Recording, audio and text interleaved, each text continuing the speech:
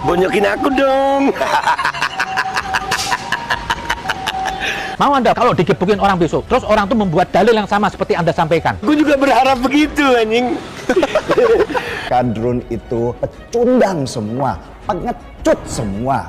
Baru berani ketika mereka menjadi massa dan seperti cacing kejepit silit kalau sendirian. Karena kalau ada gue di situ, gue pastiin gue atau dia yang nggak ada nyawanya. Gue atau dia yang nggak ada nyawanya. Gue pastiin itu. Karena kalau ada gue di situ, salah satu pasti udah nggak ada nyawanya. Entah gue, entah dia.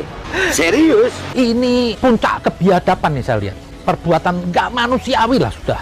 Kalau Anda begini terus, besok kalau ada orang berlaku zalim kepada Anda besok kalau digebukin, jangan nyalakan orang. Mungkin apa? Ada orang yang nggak suka dengan Anda. Mau Anda begitu? Nggak usah banyak bacot. Nih gue ade, aturin deh. Tarung bebas. Nggak usah pakai ronde. Nggak mau ngomong caci maki gue. Urusannya gue perlu yang mati. Gue perlu yang mati. Anda ini kadang-kadang kelamaan bacot juga. Anda soalnya juga provokator. Kalau orang sudah cara licik, Anda akan menggunakan kekerasan. Nggak usah munafik lah.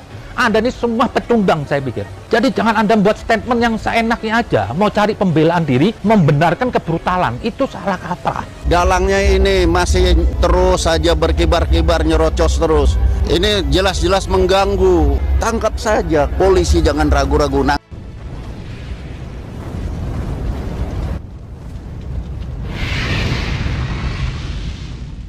Ade Armando diketahui menjadi korban pengeroyokan di tengah-tengah aksi demo 11 April di Jalan Gatot Subroto, Jakarta. Dia mengalami luka cukup parah.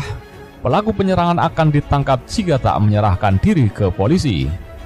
Kami sudah mengidentifikasi kelompoknya sekaligus orang-orangnya. Nanti mungkin besok kami akan lakukan upaya penegakan hukum, kata Kapolda Metro Jaya Irjen Fadil Imron di Gedung DPR Jakarta, Senin 11 April 2022. Kami akan umumkan identitas pelaku. Jika tidak menyerahkan diri, kami akan lakukan penangkapan, tambahnya. Warganet ramai menyoroti cuitan seorang yang diduga memprovokasi massa di lokasi aksi untuk mengeroyok Ade Armando. Fadil mengatakan pihaknya telah mengidentifikasi pihak yang membuat cuitan tersebut. Kita akan dalami orangnya dan kita sudah tahu orangnya. Kita akan cari dan kejar itu.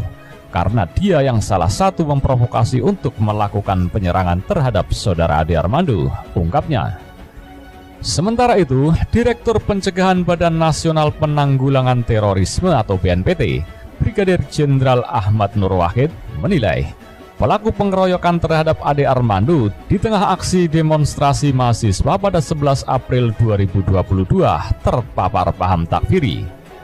Kekerasan dan anarkisme di ruang publik seperti yang dialami pegiat media sosial sekaligus dosen komunikasi di Universitas Indonesia itu, menurut Nur Wahid, bukan cara masyarakat yang beradab, tetapi ciri kelompok ekstremisme yang pro kekerasan.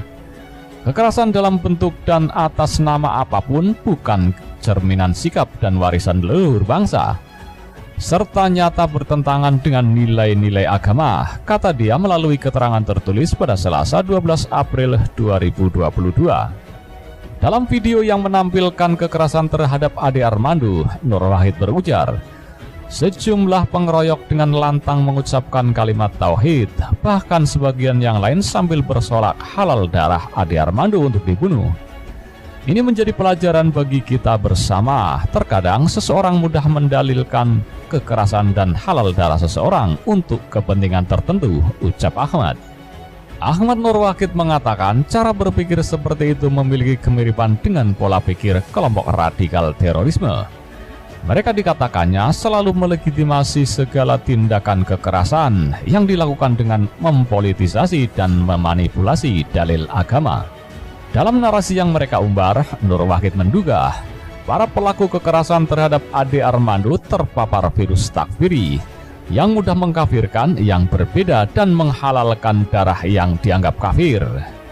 Pandangan takfiri, kata dua, merupakan salah satu karakteristik kelompok radikal terorisme selama ini.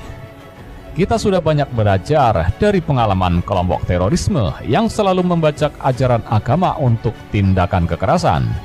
Nampaknya pola ini sudah mempengaruhi masyarakat yang dengan mudah membawa dalil-dalil agama untuk membanggakan tindakan anarkisme di ruang publik, ujar dia.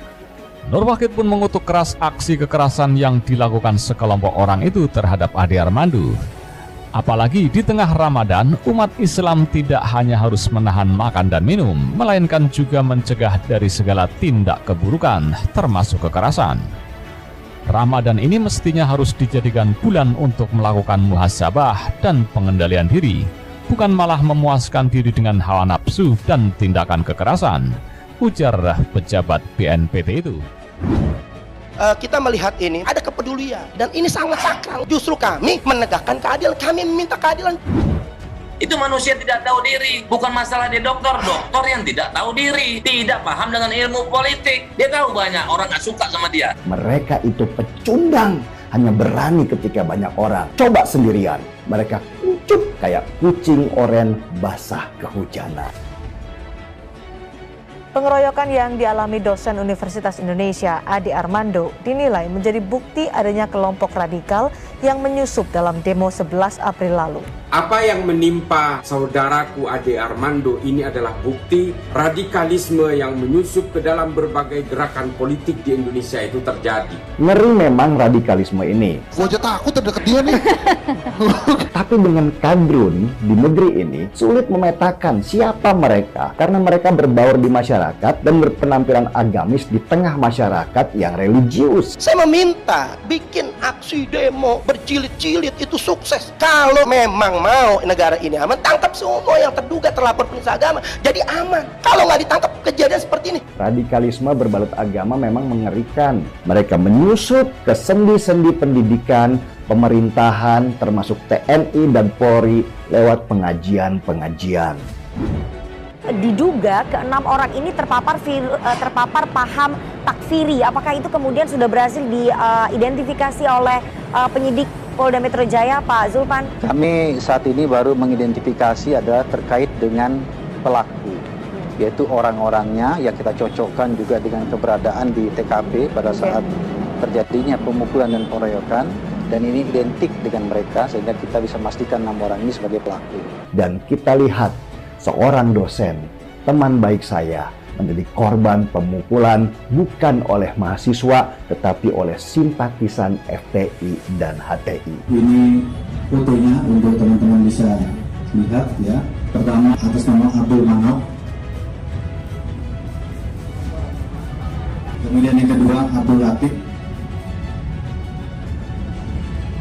Kemudian ketiga dia Abdul Haq. Dan keempat Ade Purnama. Problem kita hari ini adalah ketika suara dibungkam dengan persekusi. Itu problem kita hari ini yang terjadi pada Ade Armando. Ini negara yang berketuhanan yang Maha Esa. Ini negara agama. Ini negara agama. Ini negara agama. Kita adalah bukan negara agama, selesaikan dengan hukum-hukum nasional. Nah, hukum nasional itu berbeda dengan perasaan yang kita rasakan. Ini dia buat konten-konten yang untuk memprovokasi. Dan ini sangat berbahaya kalau sudah isu-isu agama. Ya itu kan usaha yang membungkam, usaha agar kita diam. Setelah kita diam, maka orang-orang yang kemudian menguasai opini publik itu adalah orang-orang yang memang nggak suka. Sama ketika kita meneriakan jangan gunakan agama sebagai alat politik, atau jangan tunggangi agama. Maksud saya, jangan tunggangi agama untuk mencapai kekuasaan politik. Itu yang selalu kita teriakkan. Itu yang memakai kepentingan politik orang yang mungkin berpartai. Kita bukan orang partai. Jadi sudah harus jelasin, jangan dikit-dikit apa kepentingan politik kagak. Kita bukan orang politik. Kita bukan orang politik. Kita bukan orang politik.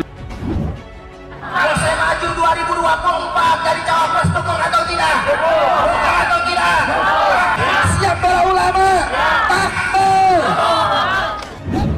Nggak menutup kemungkinan untuk bisa menjadi presiden berdasarkan amanat umat dan kondisi negara yang memungkinkan. Jangan dibawa-bawa. Ade itu bukan agamanya, tapi orang-orang yang menggunakan agama untuk panggung politik. Bukan, itu yang dilawan sama Ade Armando. Politik dari mana? Anda bilang husnuzon. Ade Armando mungkin kesalahannya cuma satu, dia masih bersikap husnuzon, berpikir bahwa yang hadir itu semuanya manusia. ternyata banyak binatang juga di situ, banyak iblis di situ, sehingga memperlakukan orang dengan cara paling biadab. Jangan cari alasan lain bahwa ini adalah kebiadaban. Apapun ceritanya, ini kebiadaban dan harus kita hentikan. Itu biadab, saya setuju, dan nggak boleh lagi terjadi. Dan saya akan mempersilahkan dan saya dukung tuh kepolisian untuk mengusut sampai